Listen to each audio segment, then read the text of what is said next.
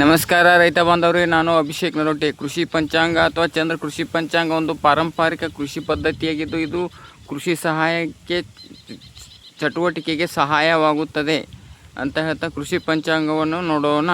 ದಿನಾಂಕ 10/8/2026 ಅಂದರೆ ಸೋಮವಾರ, ಆಗಸ್ಟ್ ತಿಂಗಳ 2026ರ ಕೃಷಿ ಪಂಚಾಂಗ ಕೃಷಿ ಚಟುವಟಿಕೆಗಾಗಿ ಏನಂತ ನೋಡೋಣ.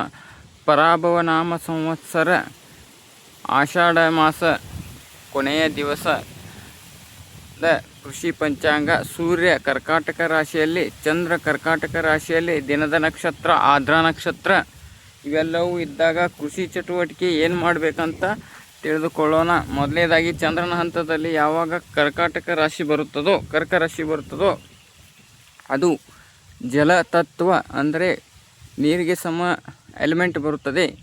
ಆವಾಗ ನಾವು ಲೀಫ್ ಅಂದರೆ ಎಲೆಗಳಿಗೆ ಸಂಬಂಧಪಟ್ಟ ಕೃಷಿ ಚಟುವಟಿಕೆ ಮಾಡಲು ಸಹಾಯವಾಗುತ್ತದೆ. ಎಲೆಗಳು ಅಂದರೆ ಕೆಲ ತರಕಾರಿಗಳು ಅಥವಾ ಭತ್ತ, ಕಬ್ಬು, ಜೋಳ, ಮುಸ್ಕಿನ ಜೋಳ ಇವೆಲ್ಲವೂ ಬರುತ್ತವೆ. ಇನ್ನು ದಿನದ ನಕ್ಷತ್ರ ಆರ್ದ್ರ ನಕ್ಷತ್ರ ನೋಡಿಕೊಂಡು ಮಾಡುವುದಾದರೆ ಭೂಮಿ ಉಳುಮೆ ಅಥವಾ ಭತ್ತ ನಾಟಿ ನರ್ಸರಿ ಕೆಲಸಗಳಿಗೆ